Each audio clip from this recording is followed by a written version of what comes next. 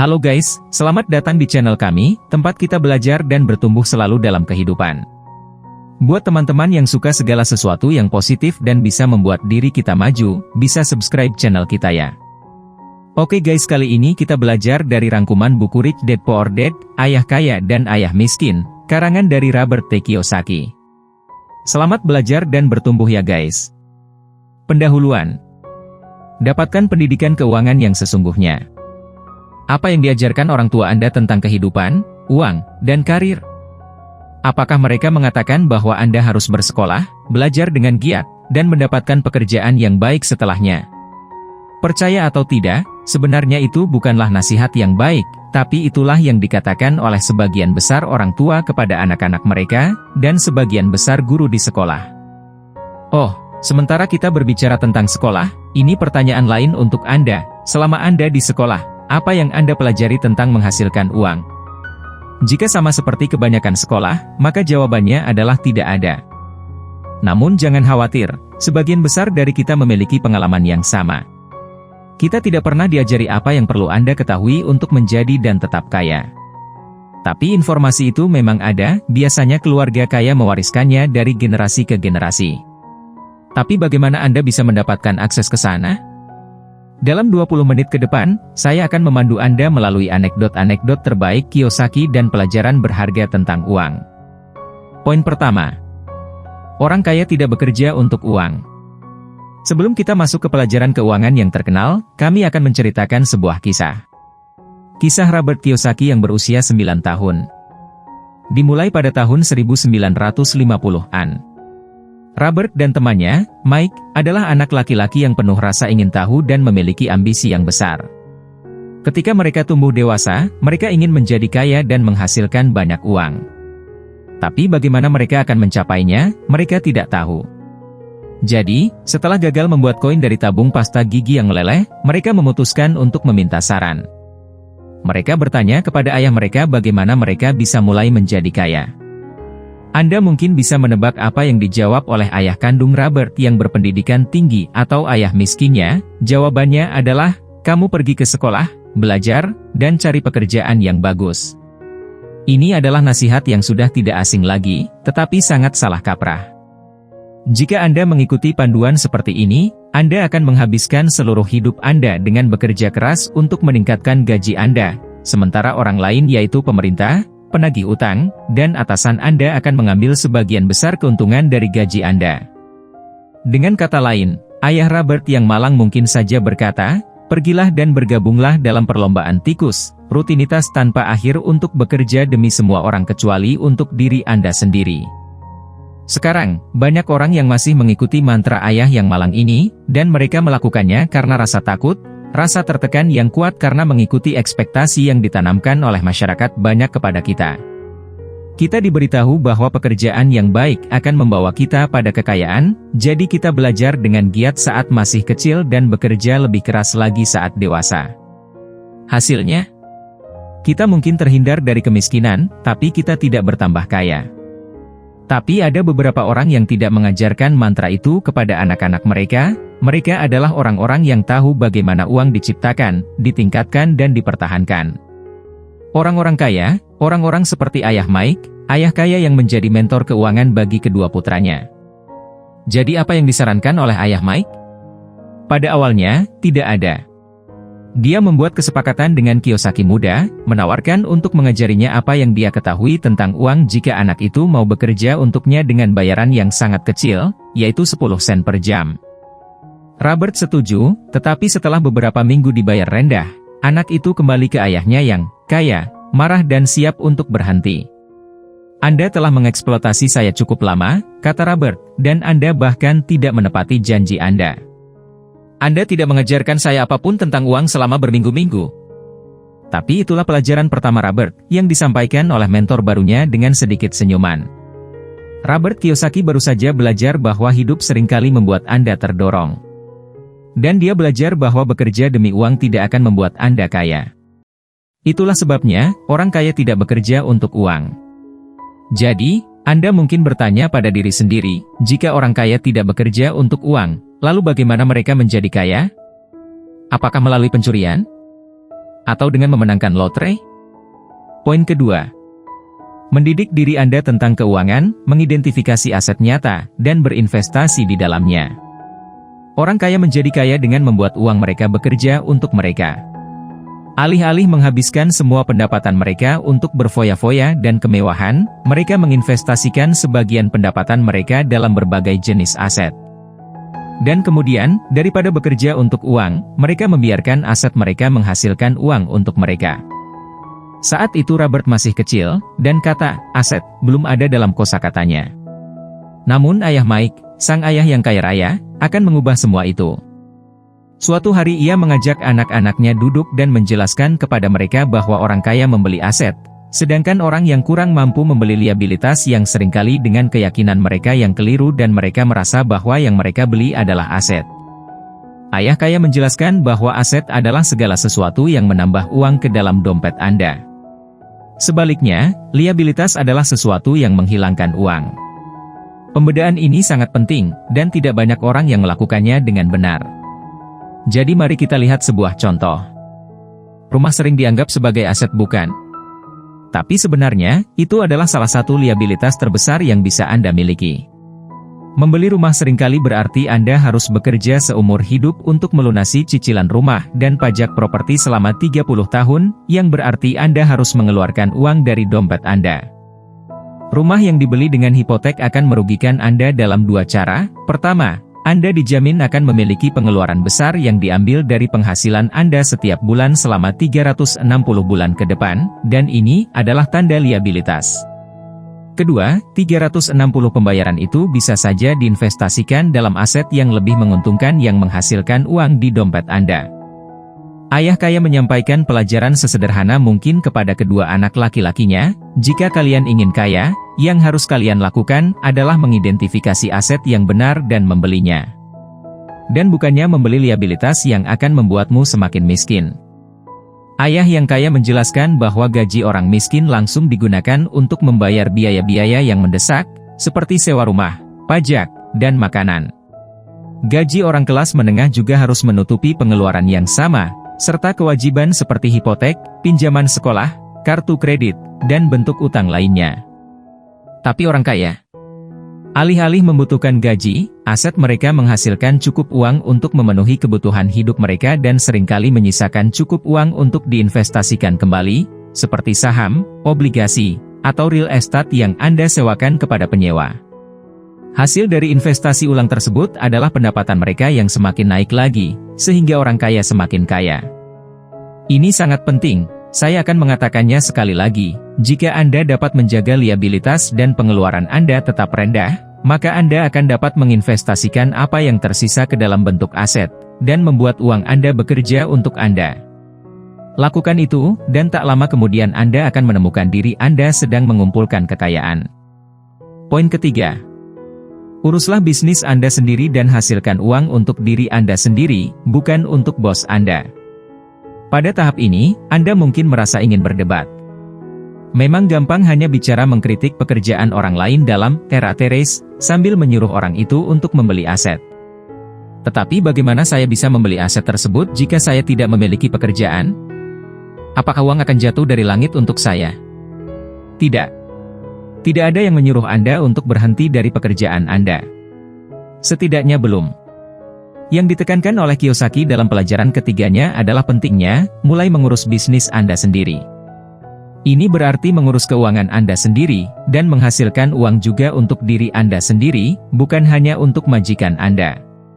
Dengan kata lain, mengurus bisnis Anda sendiri berarti menghasilkan uang melalui portofolio aset Anda, bukan melalui promosi, bonus, dan kenaikan gaji. Namun, dalam hal keuangan pribadi, ada perbedaan antara profesi dan bisnis Anda.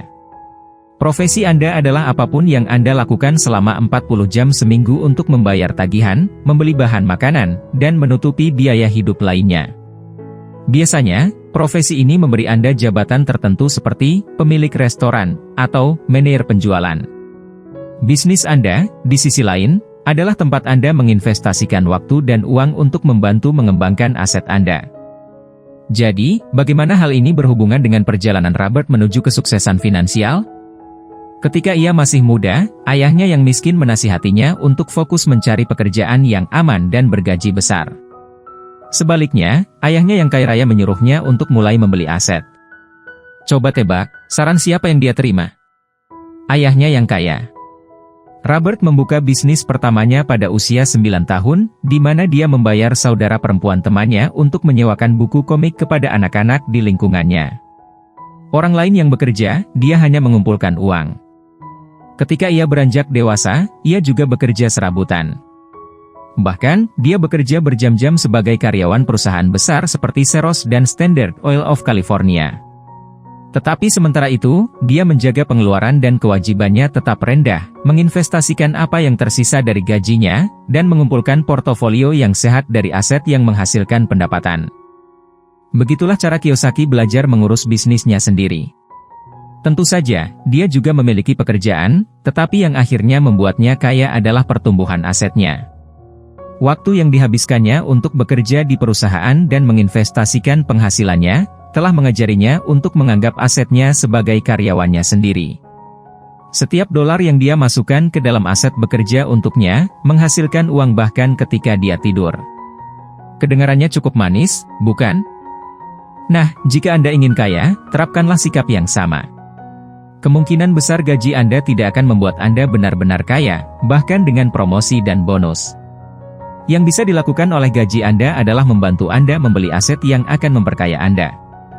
Pelajarannya, belajarlah untuk membedakan antara profesi dan bisnis Anda, karena hanya satu yang akan membuat Anda kaya, yaitu bisnis Anda. Poin keempat. Dengan memahami kode pajak dan sistem hukum, orang kaya tetap selangkah lebih maju daripada sistem yang dirancang untuk mengekang mereka.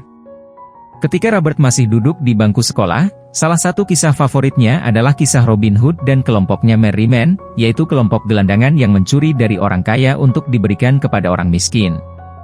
Itu adalah kisah yang mengagumkan, pikir Robert, tetapi ayahnya yang kaya raya tidak setuju. Baginya, Robin Hood tampak seperti penjahat. Ayahnya yang kaya raya menyalahkan fantasi Robin Hood karena telah mengilhami sistem pajak yang ia benci. Seperti halnya Robin Hood yang mengambil uang dari orang kaya dan memberikannya kepada orang miskin, demikian juga pemerintah mencoba mengambil dari orang kaya untuk diberikan kepada orang yang membutuhkan. Namun, seperti yang dijelaskan oleh ayah kaya, sistem itu tidak benar-benar berhasil. Menurut pandangan ayah kaya, kelas menengahlah yang akhirnya menanggung beban pajak, bukan orang kaya. Orang kaya terlalu pintar dan memiliki peralatan yang lengkap untuk itu, dan mengelabui pajak dengan alat yang canggih. Salah satu alat yang digunakan orang kaya untuk melindungi diri mereka dari pajak adalah perusahaan. Perusahaan diperbolehkan untuk membelanjakan uang sebelum pajak, dan hanya dikenakan pajak atas apa yang tersisa setelah pengeluaran. Individu, di sisi lain, dikenakan pajak terlebih dahulu dan baru setelah itu mereka diizinkan untuk membelanjakan sisanya. Ini adalah perbedaan yang penting. Dengan melindungi aset mereka menggunakan perusahaan, orang kaya dapat menghindari pembayaran pajak seperti yang dikenakan kepada kelas menengah dan orang miskin. Tapi itu bukan satu-satunya manfaat yang ditawarkan perusahaan kepada orang kaya. Ketika Anda membentuk sebuah perusahaan, ini membatasi jumlah uang yang dapat disita dari Anda jika perusahaan Anda bangkrut. Contohnya seperti ini, jika Anda sebagai individu gagal membayar pinjaman, maka Anda harus menjual harta benda Anda, menyatakan kebangkrutan, dan melakukan apapun yang diwajibkan oleh hukum. Namun, bagaimana jika sebuah perusahaan gagal dan tidak dapat membayar kreditornya? Pemilik akan kehilangan investasi mereka, dan hanya itu saja. Tidak ada yang datang dan mengambil barang-barang pribadi mereka. Tidak ada yang mengambil kembali rumah mereka. Korporasi memungkinkan orang kaya meraup keuntungan finansial yang sangat besar tanpa menghadapi risiko yang sebanding. Jadi apa pelajarannya di sini? Dengan memahami kode pajak dan sistem hukum, orang kaya tetap selangkah lebih maju dari sistem yang dirancang untuk mengendalikan mereka. Poin kelima. Sebagian besar dari kita tidak mendapatkan pendidikan keuangan yang sesungguhnya. Oke, mari kita kembali ke kisah Robert Kiyosaki. Ketika Robert dan Mike masih muda, Rich Dad membimbing mereka sepenuhnya, dan memberi mereka akses penuh ke urusan bisnis pribadinya. Mereka mengikuti pertemuannya dengan para bankir, pengacara, dan akuntan, dan menemukan apa saja yang dibutuhkan untuk menjadi pemilik bisnis yang sukses. Hasilnya, mereka belajar banyak, dan mereka mempelajarinya dengan cepat. Tetapi tak lama kemudian, mereka mulai menghadapi masalah.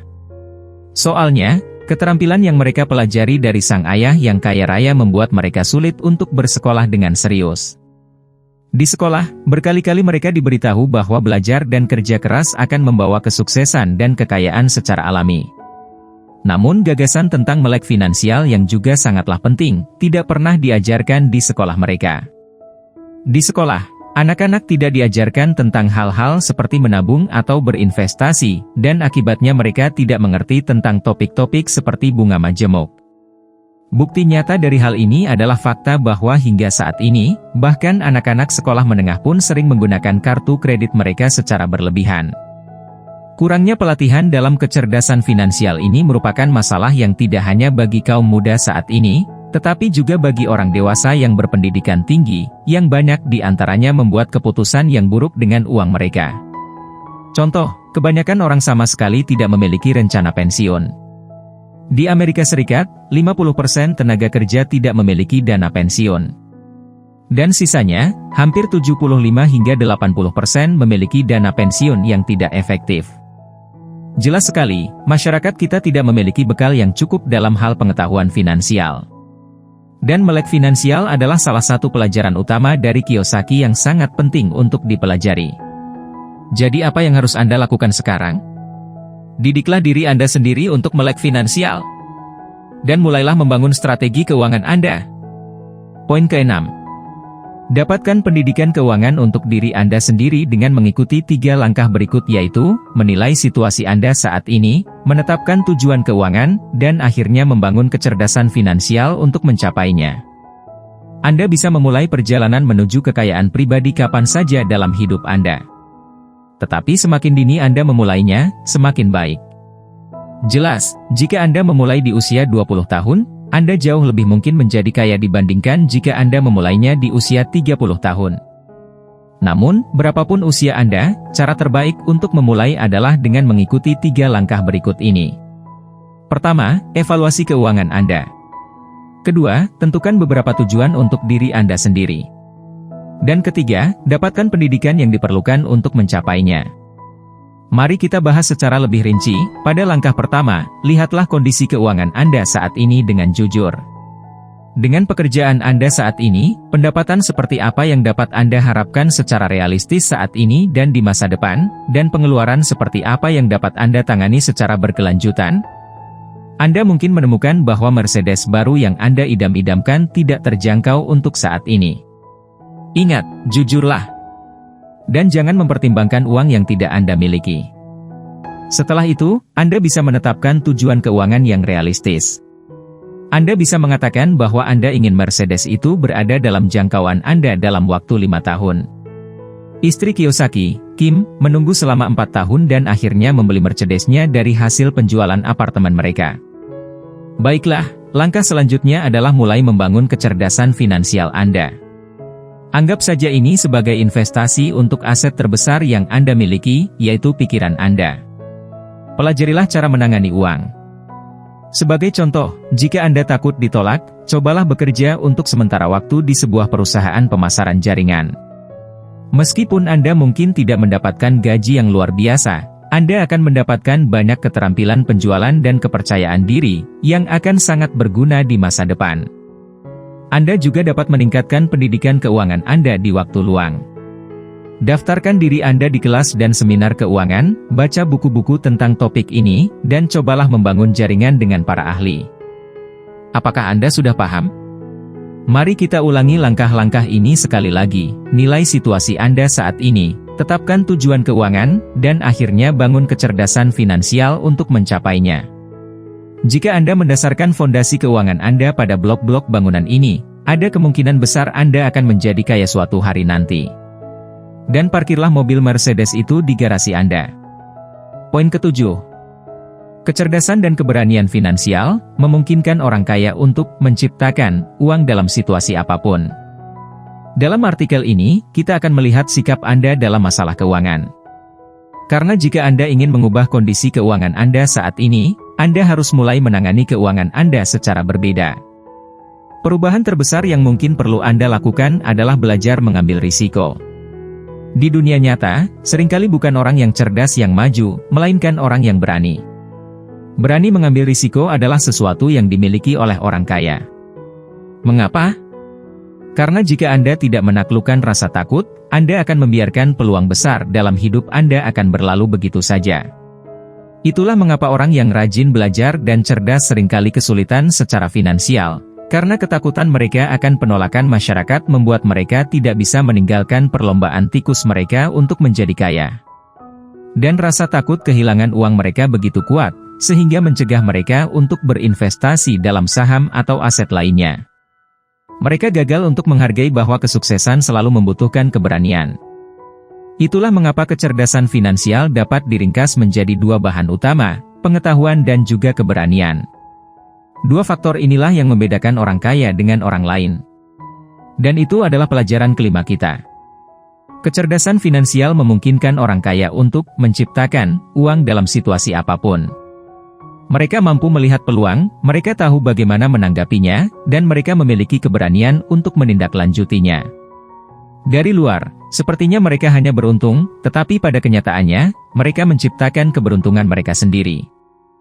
Duduk di pertemuan bisnis ayah kaya, Robert dan Mike belajar pelajaran yang tidak bisa diajarkan sekolah kepada mereka. Di dunia nyata, kesuksesan membutuhkan keberanian, bukan hanya kerja keras. Ketika Anda menggabungkan keberanian dengan pengetahuan finansial, Anda dapat melihat peluang dengan cepat dan memanfaatkannya sebaik mungkin. Dengan kata lain, Anda hampir bisa menciptakan uang Anda sendiri. Poin ke-8. Daripada bermain aman, cobalah menginvestasikan uang Anda di saham, obligasi, atau sertifikat hak gadai pajak. Baiklah, mari kita gali lebih dalam tentang pengertian risiko dalam artikel ini. Apa arti sebenarnya dari risiko? Pertama-tama, mengambil risiko berarti tidak selalu seaman ketika seperti yang Anda lakukan saat menaruhnya di rekening giro dan tabungan di bank Anda. Daripada bermain aman, cobalah menginvestasikan uang Anda di saham atau obligasi. Meskipun ini dianggap lebih berisiko daripada rekening bank biasa, namun keduanya memiliki peluang untuk menghasilkan lebih banyak uang. Atau, jika Anda tidak ingin berkomitmen pada pasar saham, ada sejumlah investasi lain yang akan membantu menumbuhkan kekayaan Anda dalam jangka panjang. Misalnya real estate atau yang disebut sertifikat hak gadai pajak. Dengan sertifikat hak gadai pajak, suku bunga berkisar antara 8% hingga 30%, jauh lebih tinggi dari 0,21%, yang merupakan suku bunga rata-rata tabungan di Amerika pada tahun 2013. Tentu saja, semakin tinggi potensi imbal hasil, semakin tinggi pula risikonya. Dengan saham, misalnya, selalu ada kemungkinan kecil Anda bisa kehilangan seluruh investasi Anda. Namun, jika Anda tidak mengambil risiko sejak awal, Anda dijamin tidak akan mendapatkan keuntungan besar. Jadi, Anda bisa melihat bahwa mengambil risiko yang lebih besar dan menangani risiko yang lebih besar itu diperlukan untuk mulai menghasilkan pendapatan yang lebih besar. Inilah yang ayah kaya ingin kita lakukan. Poin ke-9. Jangan hanya bekerja untuk mendapatkan penghasilan. Bekerja untuk belajar jauh lebih penting. Sejauh ini, kita telah belajar bahwa uang Anda harus bekerja untuk Anda, kita telah belajar tentang kecerdasan finansial, dan kita telah mempelajari nilai dari keberanian. Tapi ada satu lagi pelajaran penting yang bisa dipelajari dari ayah yang kaya. Ketika Robert lulus kuliah, dia langsung mendapatkan pekerjaan tetap dan bergaji besar. Bagi kebanyakan orang, hal ini merupakan mimpi yang menjadi kenyataan dan begitulah yang dilihat oleh ayahnya yang berpendidikan namun miskin. Karena ayah yang miskin selalu melihat bahwa karir yang aman dan pekerjaan yang gigih sebagai satu-satunya cara yang pasti untuk menjadi kaya. Robert setelah bekerja sekitar 6 bulan, dia berhenti dari pekerjaannya, dan bergabung dengan Korps Marinir untuk belajar terbang. Hal ini membuat ayahnya yang miskin menjadi bingung, tapi ayahnya yang kaya raya justru mengucapkan selamat kepada Robert.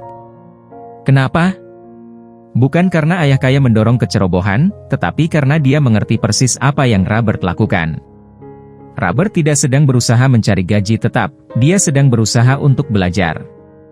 Dia mencari pekerjaan dengan sesuatu yang berguna untuk diajarkan kepadanya. Ayahnya yang kaya raya telah menanamkan hal ini dalam diri Robert. Itulah mengapa Robert bekerja untuk belajar, bukan hanya untuk menghasilkan uang. Keahlian dan pengetahuan yang luas akan banyak hal, akan membuat kita menjadi orang kaya. Ayahnya yang miskin tidak bisa mengerti hal ini. Dalam pikirannya, perilaku Robert sangat berlawanan dengan apa yang dia yakini. Ayah miskin adalah seorang akademisi, cerdas dan berpendidikan tinggi, dengan gelar PhD. Jalan hidupnya telah mengajarkannya bahwa spesialisasilah yang akan menghasilkan kekayaan. Dalam dunia akademis, semakin tinggi jenjang pendidikan Anda dan semakin banyak yang Anda pelajari, semakin sempit topik studi Anda. Dengan cara yang hampir sama, dokter seringkali sangat ingin berspesialisasi dalam satu bidang yang dipilih, seperti ortopedi atau pediatri. Bagi sebagian orang, spesialisasi seperti itu mungkin masuk akal. Namun, hal itu tidak membantu ayah yang miskin, yang gelar PhD-nya tidak banyak membantu meningkatkan penghasilannya. Sebaliknya, sang ayah yang kaya, memiliki dasar pengetahuan yang luas walaupun tidak pernah menyelesaikan pendidikan di kelas 8, namun akhirnya menjadi sangat kaya raya. Itulah sebabnya dia mendorong Robert dan Mike muda untuk menghabiskan waktu di berbagai departemen yang berbeda di kerajaan bisnisnya. Seiring berjalannya waktu, mereka bekerja di restoran dan konstruksi, penjualan dan pemasaran, akuntansi, reservasi dan lain-lainnya. Tujuannya bukan untuk menemukan satu bidang yang mereka sukai untuk menghabiskan karir mereka selamanya di situ, tetapi untuk membekali mereka dengan berbagai keterampilan dan pengetahuan yang diperlukan untuk menjadi kaya. Itulah mengapa pelajaran ke-6 dan terakhir adalah, jangan hanya bekerja untuk mendapatkan penghasilan, tetapi bekerjalah untuk belajar, karena itu jauh lebih penting. Ringkasan akhir. Kita sudah sampai di bagian akhir, mencakup 6 pelajaran utama dari buku Rich Dad, Poor Dad karya Robert Kiyosaki. Ingat, nasihat inilah yang menjadi dasar dari kekayaan Kiyosaki saat ini, kekayaan bersih yang diperkirakan mencapai $100 juta lebih. Pelajaran pertama adalah bahwa orang kaya tidak harus bekerja untuk mendapatkan uang. Jika Anda terus berada dalam perlombaan tikus sepanjang hidup Anda, itu akan memperkaya bos Anda, tetapi bukan Anda. Pelajaran kedua. Didiklah diri Anda sendiri tentang keuangan, kenali aset-aset real, dan berinvestasilah di dalamnya. Lakukan ini dengan mengikuti saran dari pelajaran ketiga, yaitu pertahankan pekerjaan harian Anda, minimalkan pengeluaran Anda, tapi juga miliki bisnis sampingan untuk menghasilkan uang bagi Anda. Aturan nomor 4 adalah, ketahui sistem pajak luar dan dalam, karena itulah yang dilakukan orang kaya, dan mereka mampu mempertahankan uang mereka sebagai hasilnya. Aturan kelima adalah menghasilkan uang membutuhkan keberanian. Tetapi jika Anda memilikinya, Anda bisa memanfaatkan peluang hidup Anda dan menciptakan uang di hampir semua situasi. Yang terakhir adalah aturan nomor 6, yaitu bekerja untuk belajar, dan belajarlah secara luas. Serahkan spesialisasi hanya kepada mahasiswa PhD dan dokter. Saya harap Anda menikmati kilasan buku ini dan menjadi bersemangat untuk mulai menghasilkan uang dan menjadi kaya raya. Oke guys, sekian rangkuman buku kali ini, semoga bisa banyak bermanfaat untuk hidup teman-teman semua.